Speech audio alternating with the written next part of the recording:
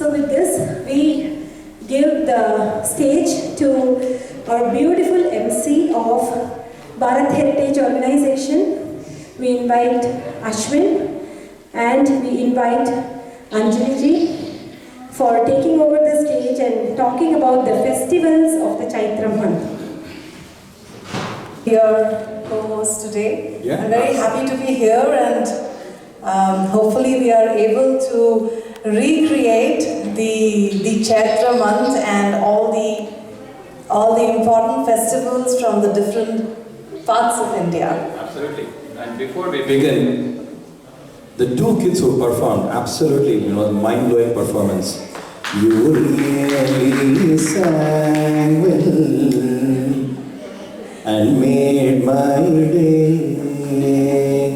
The other boy narrated very well and made our day. You are here today. Enjoy your day. Awesome, Ashwin. So big round of applause for the two kids and for my co-host Ashwin. Awesome. So, how many of you know? Trivia time. Nice. Thank you, buddy. Hello. Check. Not check now. Check. Cash. No check. Okay, I'm kind of limited here. Zen. I'd like to move. Zen. Thank you. I worked in Zen. In fact, my team actually created Zen. The backend for that. I'm so glad somebody's talking about it. Oh, thank you, ma'am. That's fine. Yeah. You start with Holi? Okay, cool. But before that, I have a trivia for all of them. Sure, Maybe absolutely. for you also. Oh, thank you. Go ahead. Yeah, so Chaitra month, right? How many of you know what this Chaitra month significance is? Show of hands? In Hindu calendar, yes, of course. Is it a solar or lunar calendar? Anybody? Lunar calendar, right? Good. 1 point for you. And this is the day something special happened with respect to how the universe was created. Anybody can talk anything about that? The first month of Chaitra is the day Brahma actually created the universe. I'm not so brilliant, I just read that just 5 minutes before, okay? So, some trivia that you can pass on to other folks. Over to you. So, Holi. 8th of March, we all observed Holi. Holi is a festival of colors which is celebrated in North India with a lot of enthusiasm, and different parts of different states in North India, they have their own version of Holi. So today, to speak about Holi, I'm going to call someone special, but before we do that, just a few lines of a Meera Bhajan on Holi, because Holi was basically very popular in Braj Bhumi. So when we talk about Braj, I'm talking about the land of Lord Krishna.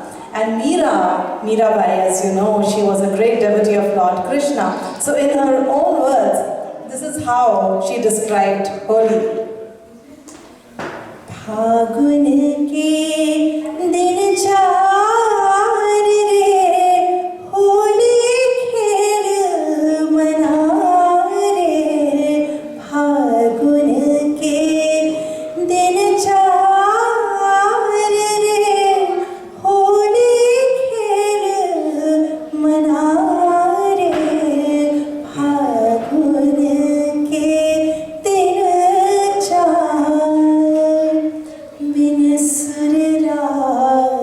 छती सो गाए रोम रोम रग सार रे रोम रोम रग सार रे उड़त गुलाल लाल भई बाद उड़त गुलाल लाल भई बाद बरसत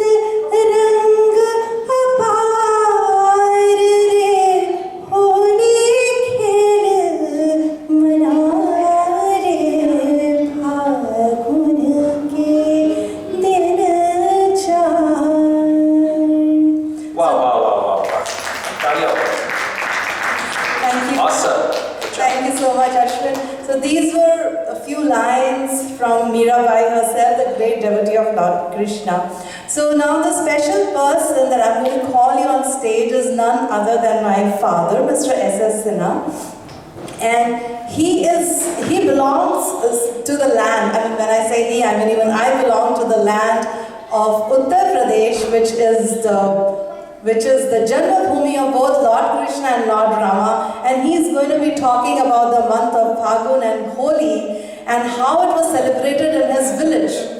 And what tradition has he passed to me and to my granddaughter. So Mr. S.S. Sinha, he is a retired civil servant and he resides in Arizona. So I will pass the microphone to him. Awesome.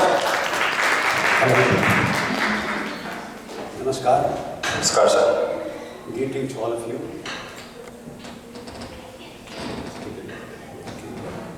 After having heard the Ram Katha by two great, blessed children and Meera Bhajan, my daughter, I don't think I speak in any sense. However, I will try to speak. So, I belong to a place, I'm blessed. The place is Gorakhpur. It is 2 hours away from Ayodhya and 3 hours away from Varanasi. So, since very old days, every house in our vicinity, in our culture, Ramayana is there. Whether a person is illiterate, he speaks Ramayana. Like, for example, if a lady wants to scold her child, she will speak in the language. So this is the everyday affairs. Nice. Now, before I come to something else, I'll tell you something about Yeah, sure.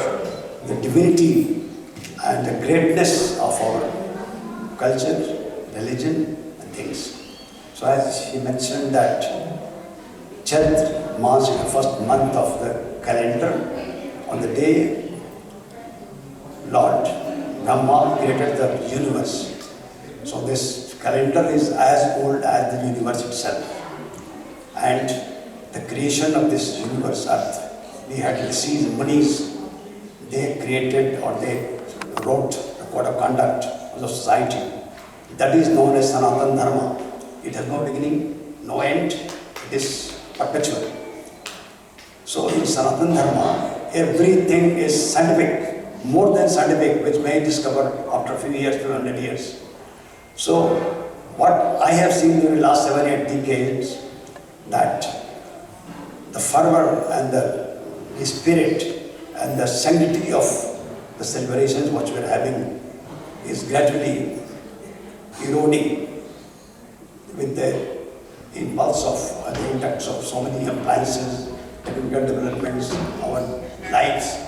We are more dependent on appliances, so it will definitely have impact. But there's nothing to worry about this impact. As long as we know the meaning of any festival, the purpose, and the way we celebrate, we will never lose. So thousands of years have passed. Still we are having a Ramayana today. We will never lose it. The fervor will be there. But we should try to pass on to our next generation in such a way that they are not forced, but they should be encouraged, inspired to follow it. And how it will be done, I'll try to say a few words. See, there are 3 words: recreation, entertainment, and fantasy. So, sanctity of our religions, it has to be kept much away from these 3 words. The moment we go to for a recreation or a function, we are diluting it. No. We have already outsourced our festivals to Bollywood. And when we sing Ram Bhajan or a Holi, we do not think of Holika and Prahlad, we think of Rajesh Khanna, the hero heroines. But this is not good, this is an insult to the Dharma. Anyway, that's the part. Now, this Sanatan calendar starts from the day creation was made by Brahmaji.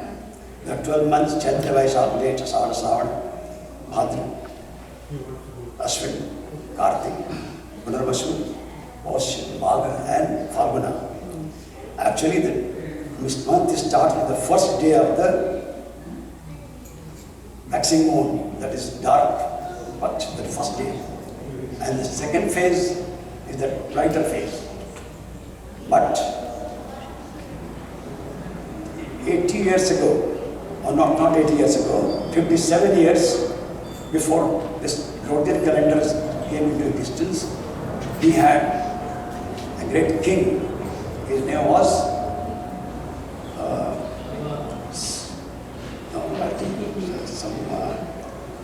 Sambat. What is the Sambat? This is That's a trivia question, sir. They will go read and come back and tell no, you. I'm just telling you, Sambat. The Sambat is this is a literally Sambat. The king Vikramaditya. So that calendar was brought into existence in some 57 years before Christ, before this Gregorian calendar. And in that calendar, we have all the same 12 months. Chaitra is the first month. But in that calendar, the later half, the second half of this Chaitra Mas, that is Shukla Paksha, we call it the bright phase. And first phase is called as Krishna Paksha. So the first day of the bright phase is celebrated as New Year. In many parts of India, different names. But in our place where I come from, we celebrate Holi. But Holi is not the function which is celebrated on the Holi first day. It is the following day of the Purnima of the last day of the previous month. That is Phalguna Purnima. And that most of us know, but children, I don't know whether they know it or not. It's a very, very important and occasion when the divinity and the devotion was gradually lost, and a cruel king like Hiranyakashipu, he overlooked. He was a great, intelligent, very brave king. He had pleased Lord Shiva and obtained for him deathlessness in a very intelligent way. He obtained from him 3-4 boons. Number one, he was given the boon, he will not be killed by a human being or an animal or by any weapon. Number one. Number two, he will not be killed during day and during night. He will not be killed either on the surface of the earth or in sky or in water. So everything what he could think of, he took it and it was granted to him. Now the question comes that he was sure that he will not be killed. So he forced his subjects to worship him, no God. So everybody was worshipping him. But unfortunately for him, a son was born to him of Prahlad. The Prahlad was his son. When he started growing up, he started worshipping, praying God, Vishnu. So it was against his diktat. And people started uttering that he's in our house, the Lord is being worshipped, and he's asking us to worship him. So he was fed up, and he wanted to eliminate Prahlad. So he tried a few things, like throwing him from a hilltop, something, he failed. But he had a sister named Holika. Holika was also blessed that she will not be affected by any fire, fireproof. So he arranged a fire on this day, that is Purnima of Phalguna. And the lady took Prahlad in her lap, and the fire was burnt. So unfortunately for them, and Lord Vishnu changed this same scenario, and that his blessing went to Prahlad, he was saved, and Holika was born. So the significance here is that with the grace of Lord, anything is possible, and the Holika was burnt, and the Prahlad survived. So that is why we celebrate Holika, Holika Dahan. There is a fire burn. And next day, that happens to be the first day of Chaitra Mas, we celebrate Holi. In fact, this is a New Year day also. So here something happened that Hiranyakashipu, he got furious. He took out a sword and he said, "You call your Lord, I'm going to kill you." He said, "Don't worry. The Lord is there everywhere. Here, there, here." And we know it, he said, हम में तुम में चांदे को, हम में तुम में खड़ा कम में चांदे को इतना, me, you, and even in this standing pillar, the Lord Ram is there. So Lord came out in a human form, but with an iron, lion face. He was neither a human being nor an animal. He has no weapon, but he has a very sharp, large nails. So he took Hiranyakashipu on his lap. It was neither air, neither surface, nor space, nor water. And he tore his chest with his nails. So he was neither killed by a human, nor by an animal, nor by a weapon, nor on the surface of the earth, nor in the sky, nor in this water. But he was killed neither day nor night. It was the twilight, after sunset, before the dark phase starts. So everything was fulfilled. But here, the human being may try whatever he wants. The problem is that we cannot surpass Allah. So we should not try to misuse whatever power, whatever sanctity, whatever thing we get. Anyway, that's a different issue. Now, it's a nice story, sir. Moral of the story, you have to be very clear when you ask for anything. The requirements of Hiranyakashipu was not very good, right? Hiranyakashipu missed out the requirement. He said all the things what he wanted, but he missed an important thing. I see. So Lord is more powerful that he caught that requirement. What did not happen? It's like software people will understand requirement, so I said requirement. Fine. So what we do every year, we celebrate this Holika Dahan and Holi, not only for the purpose of doing, but in our area, there is a tradition. What we do that Holika is bonfire is conducted during evening after sunset, and everybody goes around, and what we do is the symbol of getting rid of the bad thing done by the body. What we do apply a paste of turmeric and mustard. You just grind it, make a paste of it, and rub it on the face or somewhere in the body. The symbolic that all karma, bad karma is being taken off, and we throw it into the fire. And then we feel purified. So as long as you feel purified, it's good. So every year we purify ourselves during Holika Dahan. And next day we celebrate. So it's called Holika? Holika. Her name was Holika. So his name was Holika Dahan. Dahan means burning. Oh. So Dadi Baba can use Sanskrit. Dadi means burn. So Holika Dahan means the Holika lady was burned. So that is why the Holika. And next day happens to be the New Year. That is celebrated. So the New Year is the dawn of the rule of Lord Vishnu, not the end of the era of Hiranyakashipu. Nice. Why do they put color on people? I'll tell you that. So I don't know. Every 10 miles or so you go in India, you will find some change in language, accent, culture, things change. So with the passage of place and time and culture, things change. But what we have been doing is in childhood. So on Holy Day, we will take some dry color, and elders will put this color on the feet of the elders, not in the face. And elders will bless the children with the colors and put on the face so that their face remains bright, colorful, lifelong. That is the idea. And celebration of the Holi and the New Year is basically to remember Prahlad and try to emulate him and try to follow, be a good devotee instead of being a cruel king-like. I didn't know that they do this color thing for that. In South India, if we like a girl, we pour yellow water on that girl. So that's how we celebrate Holi. It's different. So then this month of Chaitra, it has many festivals. In North India, where I come from, we have Ramanavami. So Ramanavami means the 9th day of the bright phase of moon, the Lord Ram incarnated, not born.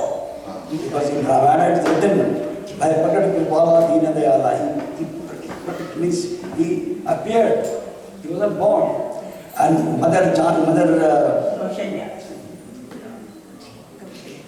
Kaushalya, she requested that take the child from a child. I want to have that pleasure of seeing my child, healing a child.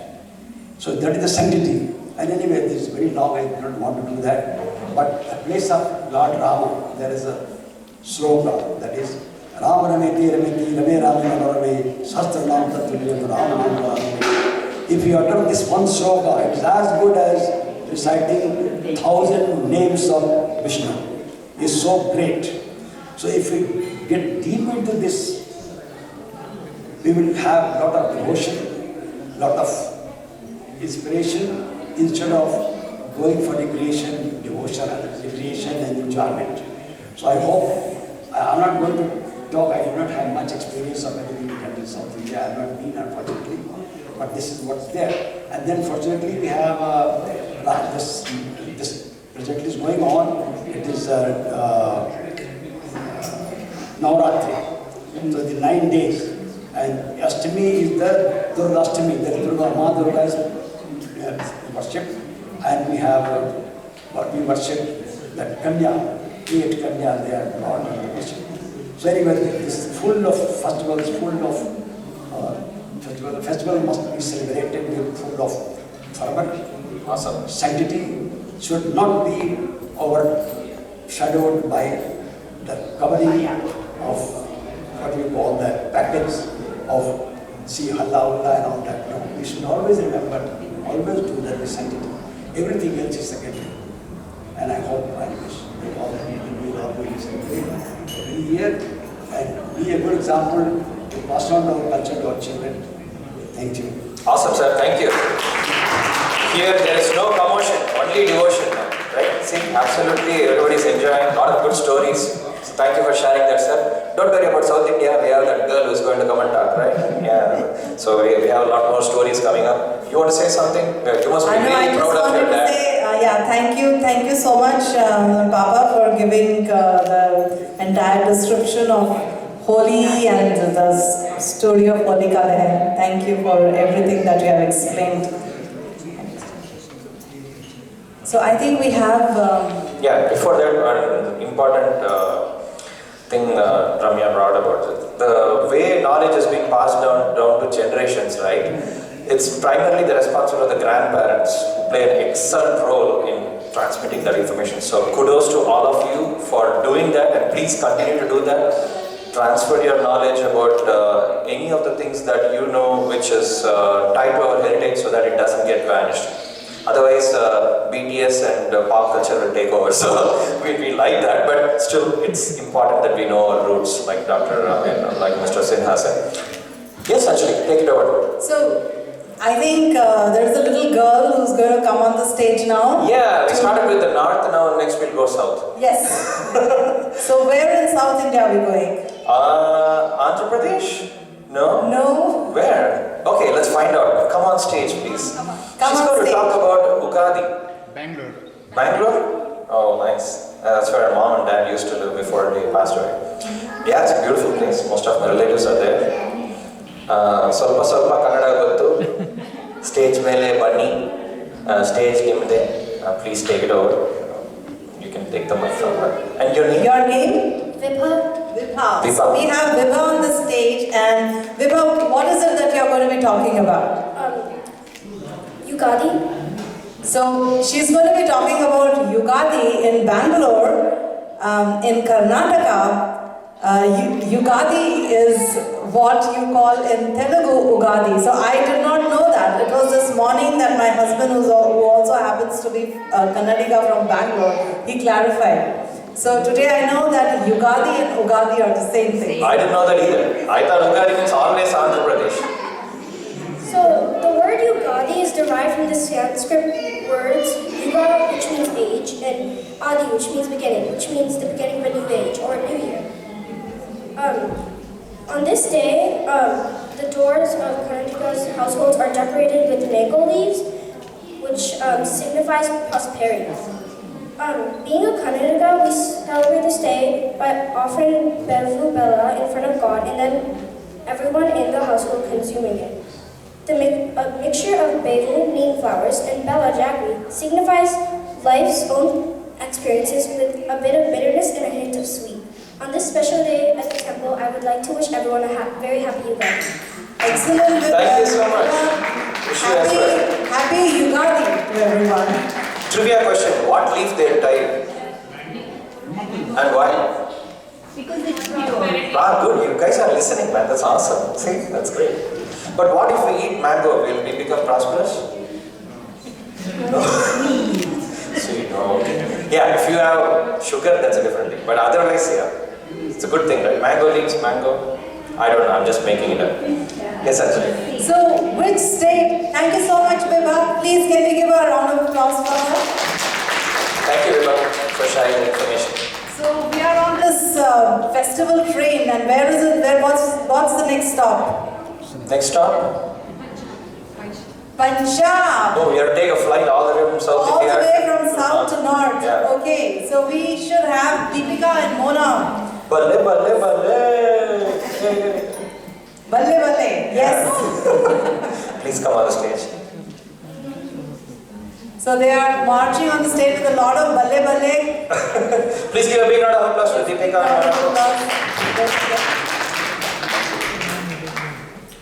So Mona is in yellow and Deepika is in green. Any significance of the different colors that you are wearing for? That's the dress they had. Yes. You know, I don't think so. Any significance? Is there? Is there any significance? Vaisakhi, Oh, yes. there is. So Yellow.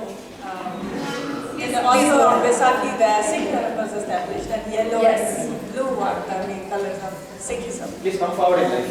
Yeah. So you have to share the paper. Okay, so we're here to talk about Vaisakhi, or it's also called Vaisakhi in Punjabi, that's the way to pronounce it. And it's basically a major Sikh festival that marks the day as establishment of the Khalsa Panth in 1699 by Sri Guru Gobind Singh. Apart from having a religious importance, it's also the harvest festival. It's when actually they will, it's wheat, right? It's wheat, they'll shell off all the wheat, and then they will, it's time for the rabi crops, which is nothing but rice. You say wheat? Wheat, not weed. And then they make it way for the rabi crops. So during this time, farmers along with their families, they gather in the fields, they celebrate because it's all about food, right? So it's all about our farmers getting together, celebrating the whole festival by dancing to the beats of drums and harvest their crops because it's a celebration. So Vaisakhi or Vaisakhi, whatever people, it's basically derived from a Sanskrit language, which also connects with the Hindu Lunar New Year, that's what we're celebrating here. And it's also the commencement of New Year. So it's all about celebration, colors, harvesting the crop as well as making way for the new crop. You have the mic. Yeah, this is yours. Thank you so much, Mona. Deepika, let's hear from you. I'll talk a little bit more about Vaisakhi festival and its significance. So Vaisakhi is one of the most important festivals celebrated in various parts of India, especially in Punjab region. The vibrant festival marks the commencement of Sikh New Year. It's a time of jubilation for the farmers who along with their family, friends and loved ones celebrate around the harvest crop heaps. They express their gratitude to God for a good harvest and pay for another bountiful one in the next season. Moreover, the religious importance of this commemoration makes Vaisakhi more vivacious. As per Sikhism, it's a day when Sri Guru Gobind Singh, the 10th and last Guru, placed the foundation stone of the Khalsa Panth. If you guys want to know more about the Khalsa Panth and Sikhism, we have a stall there. Please come. We are welcome to come there and we can share some information with you all. So from BHO, thank you all for being here and happy Vaisakhi everybody. So, Thank you so much, Deepika. Jo bole so nihal. Thank you so much, Mona and Deepika. That was really wonderful. What was that? Is that a dialogue from Bharat? That is a kind of a war cry. Oh, okay. Great. Okay, trivia time, right? After every speech, I'm going to ask trivia to see who's paying attention. What was the crop she talked about that they do during the festival time? Okay, good, wheat, yeah. And Not wheat. It's wheat. You should have to clarify that. I didn't hear that properly. Okay, cool. One more question. Okay, that's fine. We'll stop with one question. So the train is on its way. What is the next stop? Is it Bengal? No, it's going to Sachin Tendulkar's place. Okay, Maharashtra, Gudi Padwa. So, we have somebody for Gudi Padwa. And Swati is here going to talk about Gudi Padwa. Welcome, Swati. Hi, Swati. So, what are you going to tell us about Gudi Padwa? Here.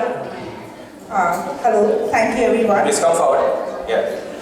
So, I'm Swati. I'm representing Maharashtra, but I'm also from Bangalore. Oh, nice. So, we celebrate a mix of Gudi Padwa and Ugadi. But today I'm going to be talking more about Gudi Padwa. What does Gudi Padwa represent? Gudi Padwa means the Brahma Dwaja that we raise over our houses to signify the created Lord Brahma, and we worship him that day. We raise that flag because Shailvahana raised the flag after he won the battle, and he came to fight it, and that's the day he raised the flag and he said, this is the new beginning for all of us. We are going to have great time from now on. We raised the flag for that. We have a Gudi inverted on top of the flag, which signifies Lord Rama's victory over Ravana. What is Gudi? Gudi is the jump, or vessel, like the water crown. Yeah. So, and then we also have some flowers, some neem leaves, and some sugar crystals that we have with the Gudi, because those signify all the things that we need in our life. The flowers represent the start of a harvest festival from that year on. The neem leaves, which are supposed to be the most medically important for our body, we eat those neem leaves at the start of the year. Which neem leaves you are talking about? The curry patta or the other leaf? The bitter leaves, the neem leaves, not the curry leaves. No, that is very good. Yeah, but the neem leaves are supposed to take away all our doshas from our body. They are supposed to purify us and take away all the toxins. And because we cannot just consume the neem leaves, we eat it with some sugar just to balance it out. So that's the significance. That day we make a lot of sweet dishes, we invite people, we have rangoli, and on that day anybody who comes to your house never goes out hungry. Everybody is fed, everybody is welcome, and it starts a new year. So happy Gudi Padwa to all of you. Thank you so much. Awesome. Thank you so much for sharing that information. See, the reason I asked about Gudi is they say Soni Kudi. So I thought that Kudi is different. So I mean in Telugu, Gudi. In Telugu, Gudi means... This is Gudi. Gudi. Gudi, that is Gudi. That is Gudi means girl, and which in Punjabi Gudi means girl. Both you're saying same thing, only Gudi, right? And that is Gudi and this is Gudi. This is with G and that is with K. Right, so that's the difference. In Tamil Nadu, Gudi means drinking, so that's a different thing. But in Telugu, Gudi means temple. If you were to add an A to the end of Gudi, that is Gudiya, which is my pet name, by the way. Gudiya means dog, right? Yes, that's right. That's awesome. Thank you so much for sharing that and that information. Okay, trivia question. What leaf was that? Good. Everybody's paying attention. And how do you eat that leaf during the festival? Very good, very good. With something sweet, sugar. Yeah. Okay. Good. Both are good answers. Okay, so very attentive crowd. It's very attentive crowd, man. That's awesome. And they're very responsive. Ashwin, where is our train going next? Train, I think it is going from Maharashtra all the way. It is coming IPL season, right? So it is coming down to Visakhapatnam. So we have one smart young singer here who stole the show. He's going to talk about Ugadi.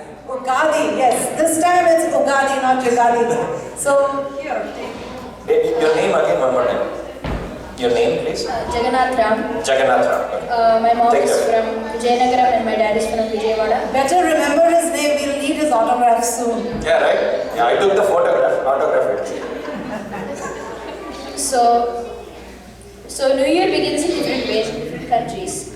There are different methods in different communities to start their New Year. So most English-speaking people take January 1st as their New Year's Day. People who follow the solar calendar accept the entry of Sun into Aries, aka Mesha Rashi, as the New Year, and many follow lunar calendar based on the movements of the moon. So the first day of lunar calendar is called Ugadi, or Yugadi. Vedic scriptures reveal that the creation was started on the day of Ugadi. So there is a story behind this. When Narayana decided to start the creation from the milk ocean, a lotus emerged, and when that lotus blossomed, four-headed Brahma was sitting on it.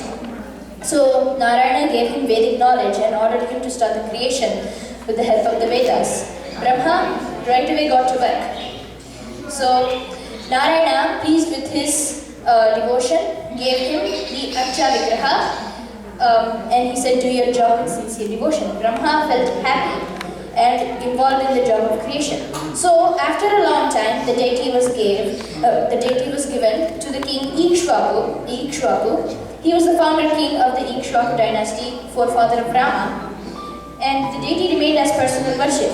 So this got passed all the way down to Rama. So at the coronation of Rama's throne, Rama gave many gifts to all of his friends. And one of his friends was Vibhishana, and Rama gave this Arjuna Vigraha to Vibhishana. So Vibhishana in turn brought this deity to southern India and consecrated it in an island surrounded by the river Kaveri. So today that place is called Srirangam, and the deity is Lord Ranganatha. The day Lord Ranganatha appeared and was consecrated in Srirangam became Ugadi, the new year. Eventually, in the temple of Lord Ranganatha, the calendar devised by Brahma is followed very strictly. Hence, Ugadi of Lord Ranganatha became the New Year day to all the followers. So, we do 3 activities on Ugadi recommended by the Vedic scriptures. Abhyangana Snanam, which is a special bath with oil and herbal powders, and it is very good for health. And then Panchanga Shravanam means listening to the forecast given by scholars for the ensuing year, depicting the condition of crops, economical situation, health conditions, climate changes, etc. And then Nimbha Kusuma Bhakshanam is to taste a juicy preparation having 6 tastes in it. Kshetra, among which neem flower is a must. So there has been tamarind for sourness, tamarind juice for sourness, pieces of sugar cane for sweet, salt for saltiness, green chili for spice, and raw mangoes for tanginess. With the bitterness of neem flowers, the dish takes complete form with all tastes included. So altogether, Ugadi is a festival of joy to be experienced. Namaskar.